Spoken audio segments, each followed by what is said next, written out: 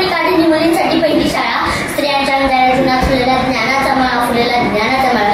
जर विद्याग्रहण केली तर आपल्याला असलेल्या सर्व कष्टांचे निवारण करण्याचे मार्ग लाभतील, असे म्हणणारे महात्मा ज्योतिबा फुले यांचा जन्म 11 एप्रिल 1827 रोजी पुणे येथे झाला.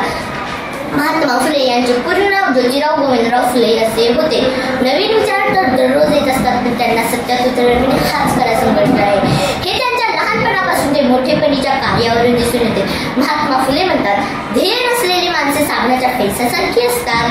काही क्षणासाठी दिसतात आणि क्षणानंतर नाहीशी होतात. म्हणून माणसांनी आपले ध्येय निश्चित करूनच जीवन जगले पाहिजे, अन्यथा आपले जीवन दोरी नसलेल्या पतंगासारखे अधांतरी तरंगावे लागेल, नाही तर कुठेतरी अडकून पडावे लागेल. अशीच एक महिलांसाठी पक्की महात्मा फुले यांनी निर्माण करून दिली, ती म्हणजे शिक्षण. स्त्रियांच्या शिक्षणासाठी पुढे आलेल्या ज्योतिबांच्या विचाराला साथ दिली त्यांच्या पत्नीने, म्हणजे सावित्रीबाई फुले. काळ्या कुट्टदार ज्ञानाची ज्योती तुम्ही पेटवली, काळ्या कुट्टदार ज्ञानाची ज्योती तुम्ही पेटवली. शिकवणे सावित्रीने त्यांच्या लेकींना शिक्षण गंगा खोलवर तुम्ही पोहोचवली. शिकवणे सावित्रीने त्यांच्या लेकींना शिक्षण गंगा खोलवर तुम्ही पोहोचवली. असे महात्मा फुलेंबद्दल म्हटले तर काहीच वावगे ठरणार नाही. महात्मा फुले म्हणतात, शिक्षणाशिवाय शहाणपणा नाही, शहाणपणाशिवाय नैतिकता नाही, नैतिकतेशिवाय विकास नाही, विकासाशिवाय जीवन नाही. जीवन जगायचे तर शिक्षण घेतलेच पाहिजे.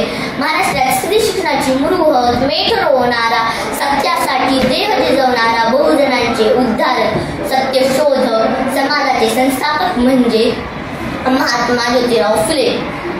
स्त्री जातीच्या मुक्तीसाठी लढले महात्मा फुले. स्त्री जातीच्या मुक्तीसाठी लढले महात्मा फुले. मुलींचे शिक्षण केले खुले, मुलींचे शिक्षण केले खुले. ना ज्ञान मिळाले कधी त्या दुबळ्या जातीमध्ये फुलू लागली फुले. ना ज्ञान मिळाले कधी त्या दुबळ्या जातीमध्ये फुलू लागली फुले. ओढ ज्ञानाची वाढली, शाळा मुलींची काढली. ओढ ज्ञानाची वाढली, शाळा मुलींची काढली. तेव्हापासून शिकू लागली सर्वांचीच मुले. मुलींनी शिक्षण घेतलेच पाहिजे. ज्योतिबा फुले हाच तुमचा ध्यास होता. त्यांना शिक्षणाची गोडी लावणे यासाठी जीवभर अट्टास होता. मित्रांनो, खऱ्या स्वतंत्र भारताचे स्वप्न ज्यांनी बघितले, भारतीय समाज रचनेचा कायापलट केले ते म्हणजे क्रांतिसूर्य महात्मा फुले, ज्यांनी त्या काळात प्रवाहाच्या विरुद्ध दिशेला पोहून स्त्री शिक्षणाची ज्योत पेटवली. म्हणून आजपर्यंत माझ्यासारख्या लाखो करोडो मुली शिक्षण प्रवाहात आल्या.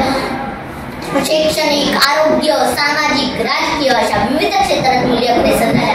केवळ महात्मा ज्योतिबा फुले आणि सावित्रीबाई फुले यांच्याच प्रेरणेमुळे. अहो झिजले जय होऊनी चंदन, झिजले जय होऊनी चंदन, महात्मा ज्योतिबा फुलेंना माझे त्रिवार वंदन.